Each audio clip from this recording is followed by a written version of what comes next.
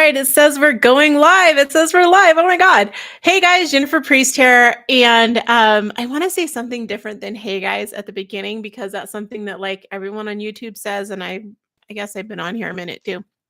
Uh, so today I want to talk to you about cutting costs. Should you be cutting costs and how to be a good steward with your money? That's something I first heard about when I was going through this financial peace university training at church in my early 20s. I want to say I was like 21, 22, something in there. Long time ago. All right, so let's get right into it. I wanted to do this because there's economic news. It's everywhere, right? Everyone's talking about it. Like I can't seem to get away from it. And I purposefully do not like to watch the news or engage in those things for a lot of different reasons. Um, but it's pretty difficult to escape these days. So I thought, you know what? Let's just talk about it. And this is one of the things that's challenging as someone that is trying to sell you things, right? I want you to buy my programs. I want you to buy my coaching. I want you to purchase things that I am talking about as an affiliate for. Um, it's kind of counterintuitive to be like, hey, you should cut some costs. But I want to be really real with it. I am a single mom. I own a business. I have a house. I've got things I want to pay for and it hearing the chatter and kind of seeing what's going on in the world. I don't tend to pay too much attention to prices, but I do notice things. For example, in Arizona where I live, there's an issue with the gas prices right now. They're actually higher than California in some places, which I mean, I'm used to California gas prices, but it's not something that I expected. So, and you might just be going, I was at the post office today. I'm at the grocery store, right? You might be going to those places and then you hear people talking and their chatter, and it's really hard to not let all of that lack energy get to you.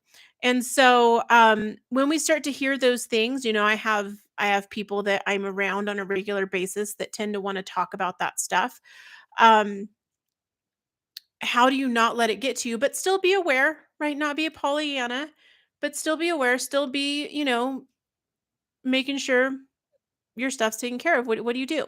So the first thing is I'm going to give you six like big things that you can do. But the first thing that I like to look at as a reminder is nature, right? I look outside my window, I have wilderness right there. I look outside my window and I can see abundance everywhere, right? We know we will be taken care of. Um, we understand that. And, we can bring in things, we can manifest things, those kinds of things. You know, we know that like as in this country, right? We're probably going to be okay, right? Um but there's also being a good steward with whatever abundance we get. So maybe you're doing really well right now. Awesome. We want to make sure that we're, paying for things that we need to pay for. Not just throwing money to the wind, right? We don't if I don't look out my window and see rabbits just like throwing grass in the air like, "Oh my god, it's just so abundant. I'm making it rain with grass." Like they don't do that, right?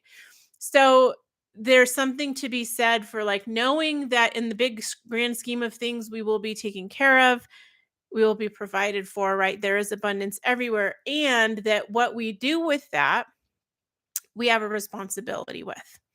So I'm going to share today some things that I'm doing in my life and business and things that I've done in the past. And I want to preface this with something I shared at the nail salon today, of all places. Great place to have a conversation with the person who is the nail technician who's working on your nails. You're kind of sitting there face to face with them. You end up having conversations. And I was telling her that, and she goes, "Oh my God, this is like such a good lesson. I want to do this in my own life." I was telling her that I've gotten to a place that generally I just don't freak out about stuff. Something was happening and somebody was kind of freaking out about something and they were talking to me about it and I was really calm. And they're like, finally, they kept, throwing things at me like, well, maybe this will get her to react and maybe that'll get her to react. And I kept maintaining my cool. And that person finally said to me, "Why aren't you getting upset?" And I said, well, spent a lot of time in my life getting really upset. And all it did is make me miserable. And it didn't help me solve the problem any faster. So, how about we just skip all that crap? Let's figure out what the problem is and let's solve that. And the nail technician was like, oh my God, I need to do that in my life. But I think it does happen with a lot of people once you get to a certain age or maybe a certain level of experience or maturity or who knows what. Uh, and it's like, okay, let's just skip all that. So we can talk about being a good steward. We can steward with the abundance and the money that comes in. We can talk about cutting costs, how to do that in a very strategic and thoughtful way and still run businesses, right? And solve problems that might be coming up without having the freak out. Okay? So just because I'm generally pretty animated, but just because I'm not like, "Wah!" doesn't mean that I'm not serious about it. It just means I'm skipping all the miserable part and let's get to the meat of it. So, here's what I'm doing in my life and business or things I have done in the past to make sure that I'm being a good steward with my money. And this might look like saving money, it might look like cutting costs, but really it's being very discerning and intentional with what I pay for. And when things like this are happening in the economy, it's a good opportunity to say, you know what? Let me look at my stuff and assess, where am I spending money? Where do I have money coming in? What opportunities lay ahead of me? What do I want to accomplish? So, number one is consolidating duplicates. As someone, I love to buy lots of software as a service. Uh, I buy lots and lots of programs, lots and lots of software. I really like tools and things like that. I'm like, oh, there's a new tool. I'm going to go try it out. And I tend to have a lot of accounts, different places.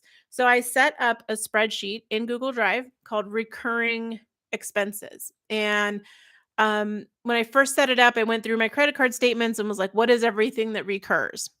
And I have it all in there, and I've got like license keys and the website and when does it renew and is it monthly, is it annual, blah blah blah, is it lifetime, all those kinds of things about the stuff that I'm using. And it's handy for a few things, right? When I needed to change my address, I went through and I could change my address on everything, just ding, ding, ding down the list. If I want to put everything on a certain credit card because I want to earn points or cash back or whatever I'm trying to accomplish that year, I can go through and really easily just go down the line and change all my billing, right? So, one thing that I noticed in there, I went in there the other day and I was like, I got some stuff that does the same stuff. I'm paying for 3 things that stream video, paying for, 2 things that store my stuff and back it up online. So, it's a good idea to go in and periodically do that. Now, if you don't have a recurring expenses spreadsheet like I do, you can go in your credit card statements, your bank statements, and just kind of comb through, and you'll probably find a lot of waste. If you haven't been doing this in a really intentional conscious way, you'll find a lot of waste. Okay, don't make it wrong, right? Awesome. This is a beautiful opportunity for you to say, you know what? I want to be more intentional with my money. So here's some things where I'm seeing duplicate services and I'm migrating them to one, and I want to share some specifics to give you some ideas. So one example is I got an email from Dropbox that my Dropbox is renewing on May 9th, which is in just about a week. And I'm like, "Ugh, do I really need Dropbox?" And I started looking at something in G Suite for a client of mine, and I was like, "Oh my God, I pay for all this storage in Google Suites through my or I guess it's now called Google Workspace, through my Google Workspace account." And I'm like, do I need Dropbox? And I was like, okay, well, I use it for this. Well, I could do this instead. I use it for this. I could do this instead. So I just made an assessment, right? So I'm like, am I keeping Dropbox or am I keeping Google Drive? Right. And how much does it cost? What's the difference? Blah, blah, blah. And so I'm like, you know what? I think I'm going to drop Dropbox and go to Google Drive. Not because Dropbox is bad, Dropbox is great, but because I am paying for 2 services that do essentially the same thing. In fact, Google Workspace does a lot more than Dropbox does. So I'm like, cool, I'm going to move that over. Airtable and Notion. My Airtable just renewed today. I emailed them. I was like, hey, pals, I didn't know it was going to renew today because I had that it was supposed to renew on the 5th, but that's cool. Can you give me a refund? And I'm going to talk about refunds. I have some credit with them. I've got some other things going on there, referral credits and that kind of thing. We generally don't want to ask for refunds, and I'll get into that a little bit more. But they billed me earlier than I had on my spreadsheet. I was supposed to get billed. So totally cool. We had a conversation. We figured it out. And I realized that everything I was doing in Airtable, I could do in Notion, and I can't access Airtable on my mobile phone, but I can access Notion. And that's what I need to be able to do. I need to be able to use, because I travel so much, I need to be able to use it on the go. So I was like, paying for two things that do the same thing ish, but one of them has another feature I like. So let's combine those. I got two more examples for you, or two more examples and one more idea. Um, I was paying for Restream, which is a streaming service that streams to multiple platforms. I was paying for Zoom. I still pay for Zoom. And I get Google Meet included with my Google Workspace account that I already pay for anyway. So I was like, what can I reduce here? So I got rid of Restream, not because Restream is bad, but because I have other stuff that does similar things. Now, I don't have anything that can stream on multiple platforms, but I also had to ask myself, like, how important is that to me? I was like, it's cool. Not necessary totally for what I'm doing, because I really want to build YouTube, Google, and Pinterest. And so for that, I just need to stream to YouTube. Awesome. Done. So I'm probably going to get rid of Zoom when that gets ready to renew and just go to Google Meet, because Google Meet can do everything that I need it to do that I was doing with Zoom and Restream. So cool. Awesome. Don't need that. Uh, Disney Plus sent me a renewal notice. They've like doubled my price. And I was like, when's the last time I watched Disney Plus? I can't even remember. So I have Netflix, Hulu, Prime, Disney Plus. I'm only keeping Prime because I already pay for Amazon Prime for shipping, and Netflix as long as my ex-husband is still paying for it and I can log in. Cool. Hulu I got logged out of, so I guess I'm not using that. But I don't even watch TV that much. And I was like, if I canceled everything, I could just watch YouTube on my TV. Big deal. Like, not a problem. Plus I have like some Blu-rays. So there's probably stuff like that where you're like, oh, you're paying for it, paying for it, paying for it. Like, I know I do this. I'll say paying for something because I'm like, oh, I don't want to lose out. I might watch it later, blah, blah, blah. You can kind of set yourself a little test, right? This is something we do in decluttering, where you can call it like a 90-90, a 30-30. Basically, like, if you haven't touched that item in 90 days, you got to get rid of it. So like, you could set something like, I could say, oh, my Disney Plus is gonna renew in a month. If I don't watch it at least once in the next 2 weeks, I'm gonna cancel, right? Because I'm just not using it. And then just see what I naturally do. Don't be like, "Oh my god, I gotta use it up because 'cause I'm paying it." Like, I'm like, I was like, "Oh, I could rush and go watch some movies on there before it ends," but I'm not even doing that. So great decision to not have that anymore. Another thing that you can do for services where you're like, "Oh, I really like that service, but maybe they had a price increase." I've noticed this happening with a few different services that I'm using right now where they've had some price increases, and I was like, "Oh, I'm not really excited about that price increase." See if you can share the service with someone else. So, SEMrush is an SEO tool that, according to a lot of bloggers, I don't know if this is official from SEMrush, but most of them say that they got permission from SEMrush to share the account. So they said up to 5 people can share one account. So you can split the cost, right? You're not giving up the tool, but you're like, I really want this tool, but maybe you're sharing the cost with someone else. So you can always find out from the tool if they're in the terms of service, if they allow for sharing like that. Okay, so consolidate anything that's a duplicate, look for opportunities to share services where it is something that you can do. Like me and my ex-husband, right? We share the Netflix account. All right. So, um, the second thing is to honor and use commitments. So, I talked a little bit about getting a refund before. This is where I'm going to talk about getting refunds. Um, Maybe you're in some memberships. And I mean, I'm raising my hand right here. Maybe you're in some memberships and you're not attending them. You're not going to the calls. You're not using the content. Most people would be like, oh, just cancel it right away, blah, blah, blah. But I'm like, hold on, hold on. You joined that because there was something you wanted to get out of it. Okay. So I'm not talking about like paying $7 a month to Disney or whatever.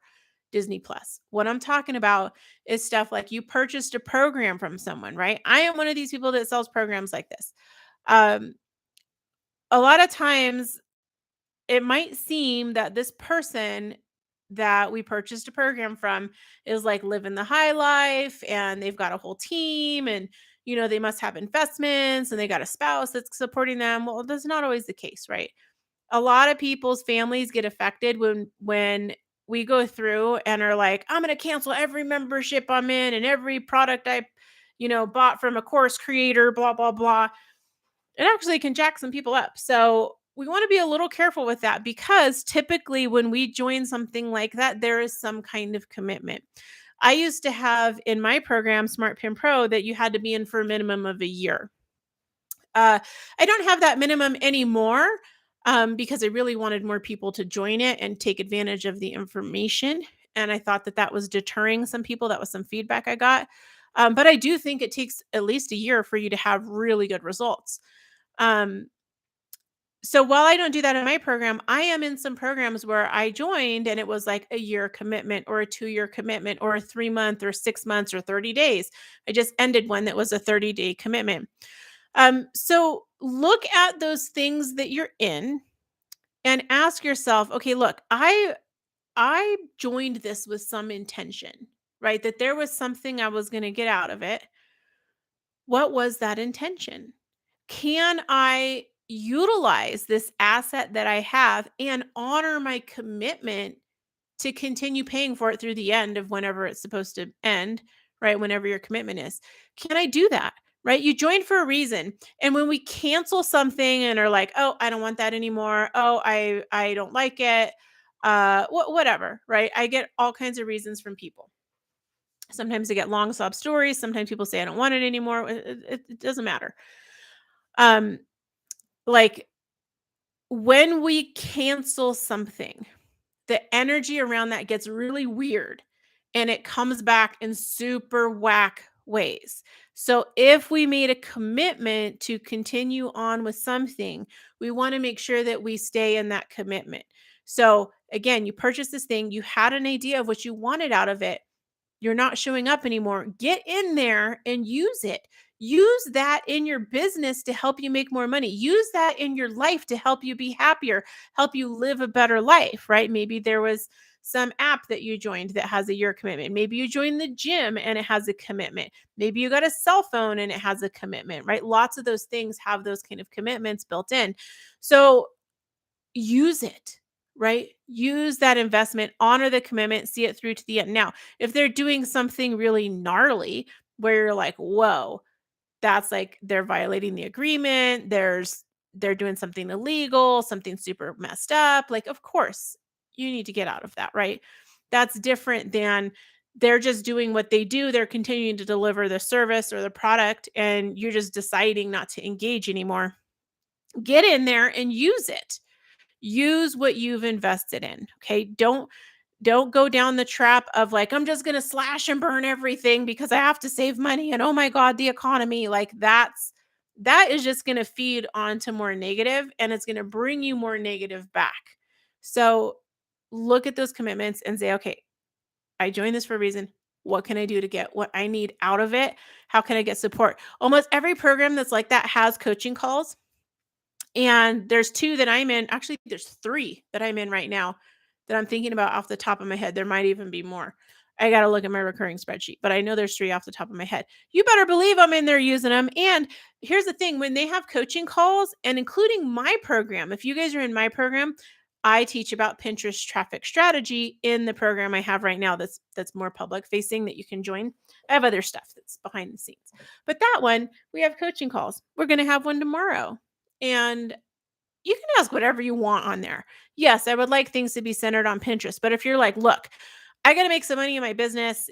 I bounce some ideas off you?" I'd be like, "Yeah, let's do it." Right? Let's figure this out. So most of those programs, they just want you to succeed.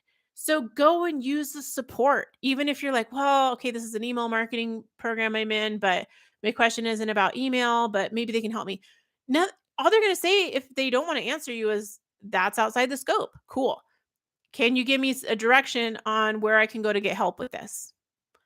use that as a resource, right? You've got these people built in, they're showing up on coaching calls for you, and go use it. Go use it. And you guys, I'm talking to myself at the same time with this. Okay. I've got memberships where I'm paying so much a month or whatever. And I'm like, I haven't been in there for 3 months. Like, go use your stuff and honor your commitments, not just to paying that program, but to yourself. You said, you know what? I'm worth it to buy this program for a year. I'm worth it to invest and get this program for 30 days or whatever it is you're buying.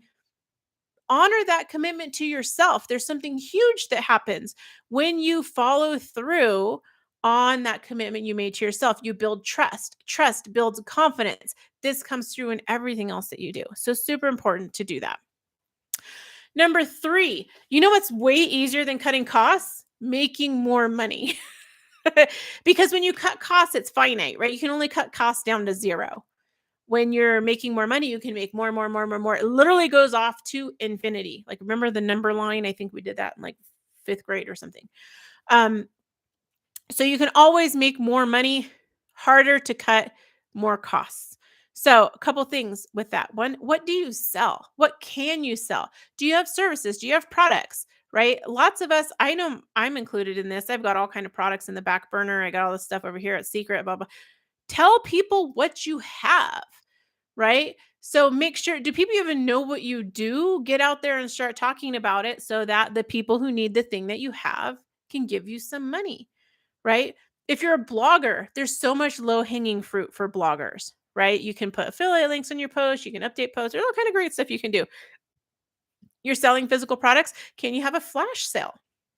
One of my clients just did this and it was phenomenally successful, right? Just a 24-hour bam, bam, wham, bam, thank you, ma'am.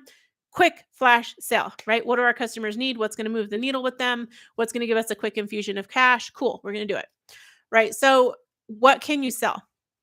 Second part about making more money is, what is stuff you can sell from your house? Okay. And if you have sheds, a garage, a storage unit, you are sitting on stuff. In fact, that storage unit's costing you money. You are sitting on stuff you are not using. You can sell it. Right. I did this when my house went into foreclosure. I was like, oh my God, I got to figure out something. And I ended up selling a bunch of stuff and I raised like 14 grand in a couple of weeks. Right. It can be done. You can put stuff on Facebook Marketplace, Craigslist, take it to the swap meet, have a yard sale. Okay. You probably, if you've been in any kind of online business, you probably have extra tablets and phones and laptops. I mean, I have an extra laptop over there on the floor that I'm like, I need to put that on Facebook. I haven't even put it on there yet. Clothes, designer bags, any of that, craft supplies, like, oh my gosh, put it all, you got a bunch of stuff cluttering your place up, sell it, right? That's a way to bring in more money. You've got all these things, they don't matter. You're going to die and they're going to go away. And I know that sounds morbid, but if you've ever had somebody close to you pass away, you start to realize like none of this stuff matters. So like when my dad passed away, I was like, everything my dad built and mattered to him, it's gone. It's gone. Like, it's disintegrating in less than a couple of years. So it, just let it go. Get it out of there. Use it to raise some money. Because like literally, I know it's morbid. You're going to die. No one's going to care about that stuff anymore anyway. So just move it out. Here's some other things you can do to generate revenue. How about getting some roommates, right? Rent out your extra room, rent out extra space, blah, blah, blah. Airbnb your place. I do this. I rent out my extra room on Airbnb.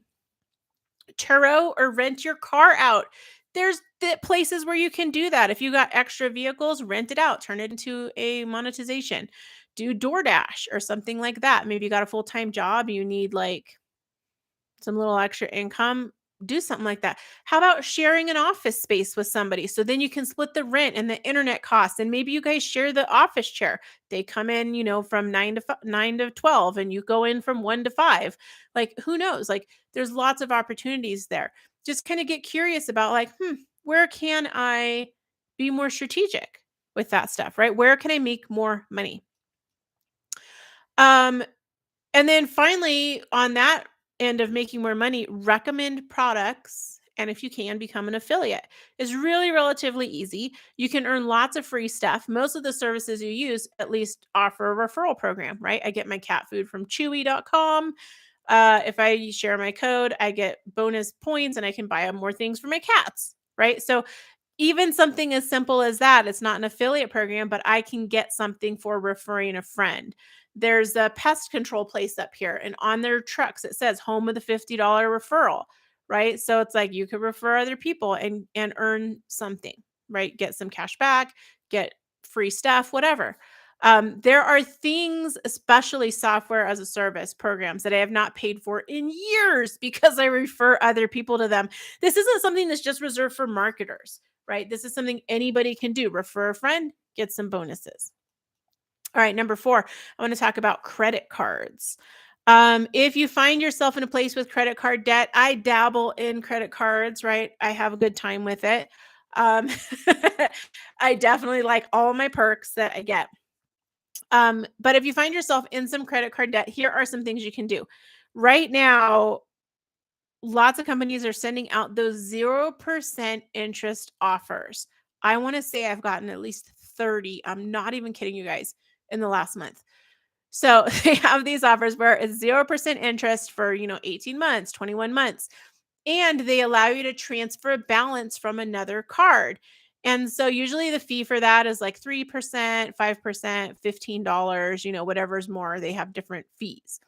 Typically, the fees for those are going to be less than if you were to carry that balance and just be paying the minimum on it. So it will buy you some time to then do what I was talking about earlier, which is get some money infused in so you can pay some cards down. So if you get those 0% offers, take advantage of them. This is advice I got from someone that repairs credit. They're like, if you get that offer in the mail, that means you're pre-approved, go for it.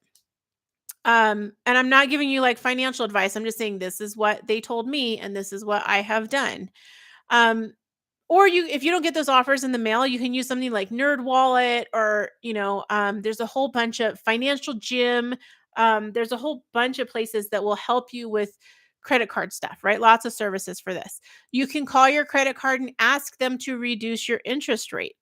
Okay, that can help you save some money.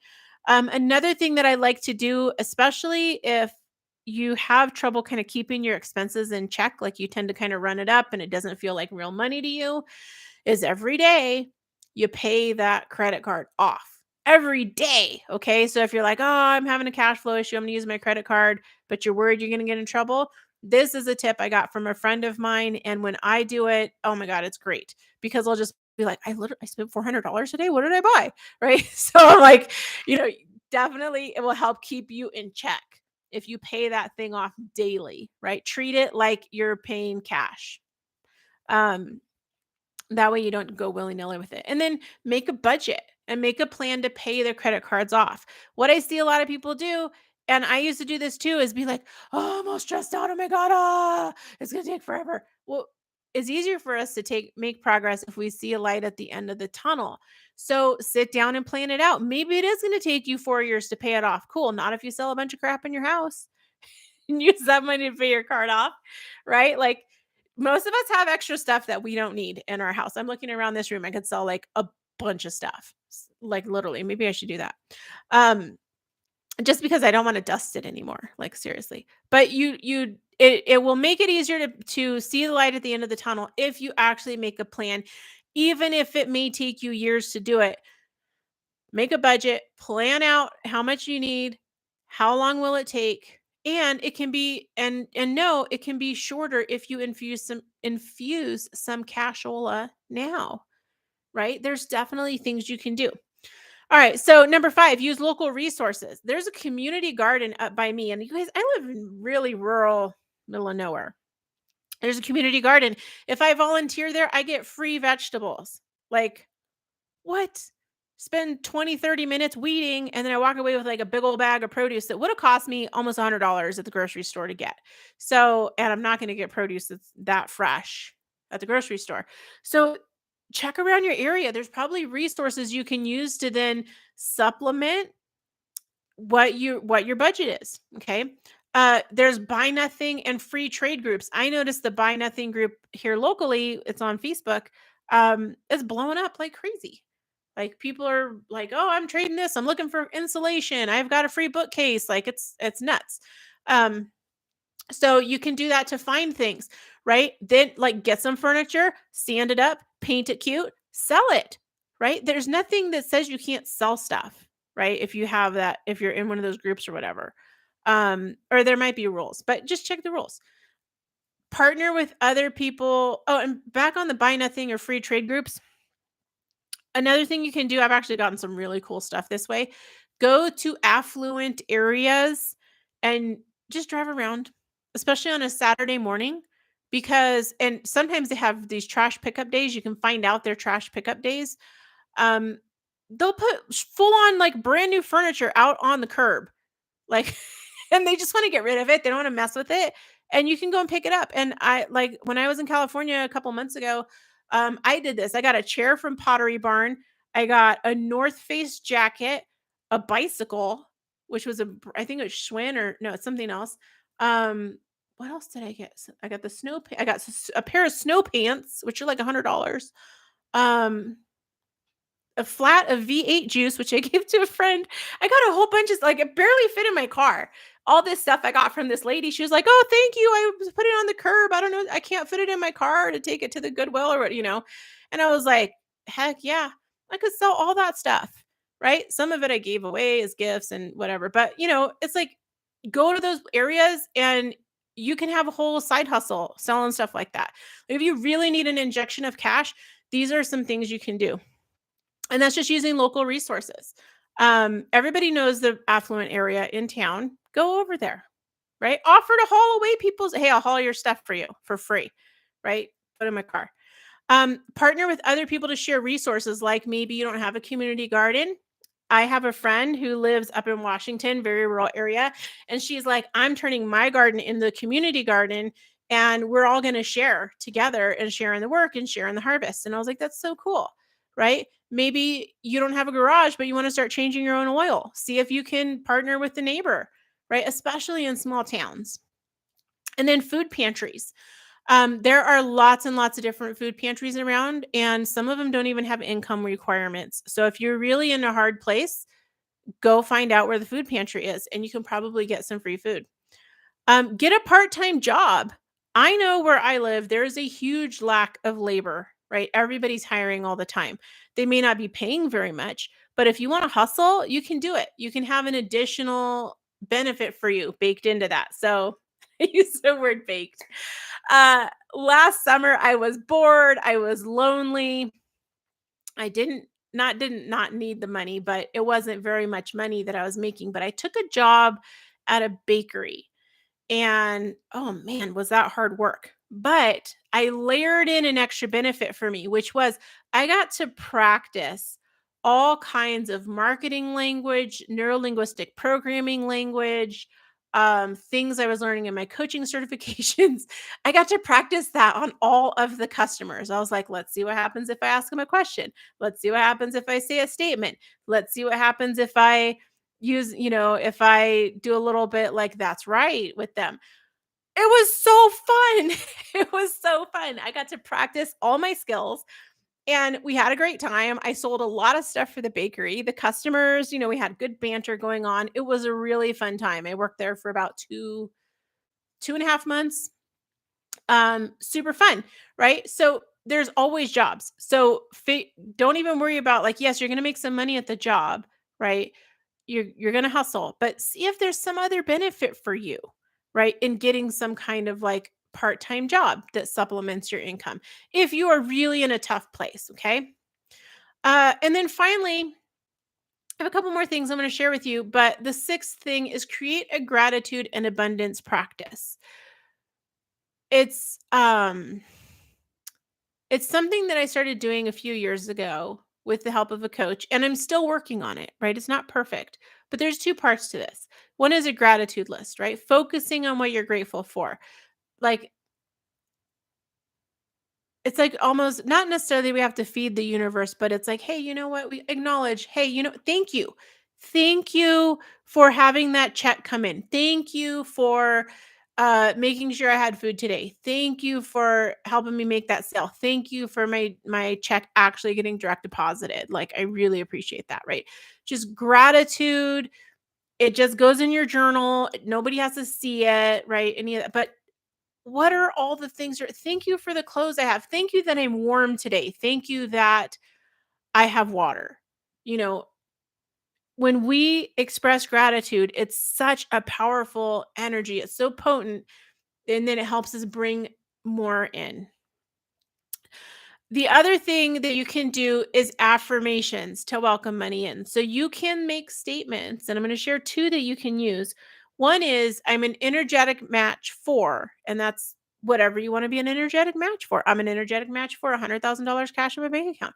I'm an energetic match for, um, and you don't want to say anything zero, but I'm an energetic match for a 100 plus credit score, right? You don't want to say I'm an energetic match for zero debt, because we don't want to say zeros, but I'm an energetic match for, maybe you have $20,000 in credit credit. I'm an energetic match for $20,000 to come in, right? So you can say whatever you're an energetic match for. It can be for other things too. Like, I'm an energetic match for size 14 pants, right?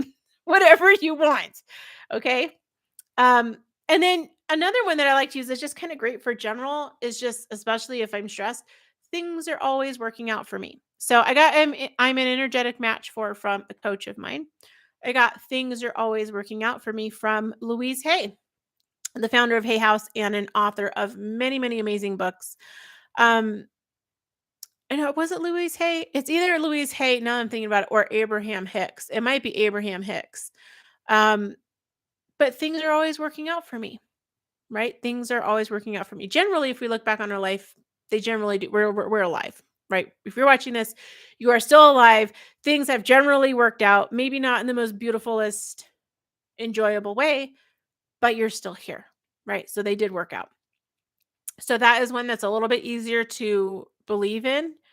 Um, and I don't want anyone to think like, oh, you're discounting my traumas, or I'm not. Um, I'm just saying that this has worked for me. And then a third thing, kind of a little bonus, is just thank you every time you get money, even if it is a penny. You guys, I find pennies and things all over the place. And I'm always like, thank you, thank you, thank you. One time in my front yard, I kid you not, I found two $100 bills one day and another $100 bill. And I was like, I know this blew out of someone's pocket. And I'm super bummed for them that they lost this money, but I have no way to find out who it was. Am I going to go around the neighborhood and be like, did you lose $300? Like, that's not going to work. So I held on to it for a little bit to see if somebody came by and was going to be like, hey, did you see any money in your yard? And that didn't happen. But when you say thank you, man, weird stuff happens and you just find things, right? I want to say this was 2021. We were in a park in Houston. I was on a trip and I was walking and it was raining, and I walk under these trees, and in the leaves, I'm like, that looks like money. I think I found like almost $200. Like, it's crazy how, but you totally can. So I'm like, I find a penny. I'm like, thank you. It's the most corroded, disgusting penny. I'm like, thank you. And I'm going to go wash you off. Like, thank you, thank you, thank you. Always saying thank you. All right. So I just want to close with a couple things, right? Buying into the panic, it just makes us all miserable, right? Let's jump over the misery and the freak out and go, okay, what's the real problem I have here? Oh, I'm worried I'm not going to be able to pay my bills. Cool. Guess what? I just gave you a bunch of things you can do to pay your bills, right? Like, any of us could do this stuff. So stop buying into the panic. Don't be miserable. Let's jump to solution. And then we know this will pass. It is always cyclical, right? Every time there's been a recession, like I remember in 07, 08, they're like, oh God, the sky's falling, blah, blah, blah. Like, after some point, and you've been through a couple of them, you're like, yep, yep. And I think especially since the pandemic, I mean, the rest of us that are here, we're like, well, we survived that. Like, we may be changed, we may be different, but we made it through, right? So we know this will pass. It is always cyclical. And I like to remember that there were still millionaires made during the Great Depression. There is always opportunity, right? It's just about, can we see it? And can we tolerate the discomfort enough to do the thing, right? I There's somebody I know, and you might know someone like this in your life, a naysayer, right? You're like, oh, we could do this and this and this. And they're like, well, let me tell you, there's 34 ways that's going to go wrong, right? Psh, not right now. Like, push that person aside. Because if we just listen to the naysayers and stay negative, what do? We stay in misery. We stay where we are. We are not taking action and solving the problem. And we've got to take action. Nothing's going to change, right? The rabbit just doesn't sit there and wait for the grass to come to it. The rabbit goes out and is in search of it. The same with us, right? We still have to take action. The first, we have to be open to seeing the opportunities, then we can take action. Okay. So I hope that this was helpful for you. I would love to know your feedback. And if you have any kind of tips that have helped you get through a recession in the past, help you weather these things, let me know, because it doesn't make any sense, and I'd love to hear about it in the comments.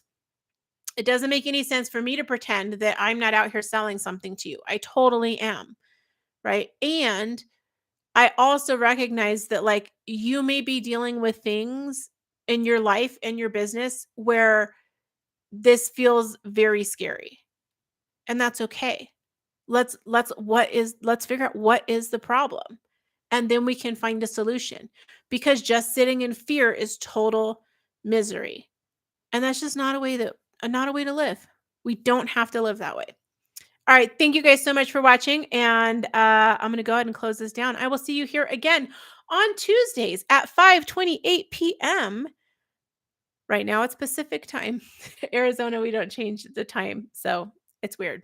Right now it's Pacific time. In the fall, it will be mountain time. But I will see you guys here again in a week. All right, talk to you later. Bye.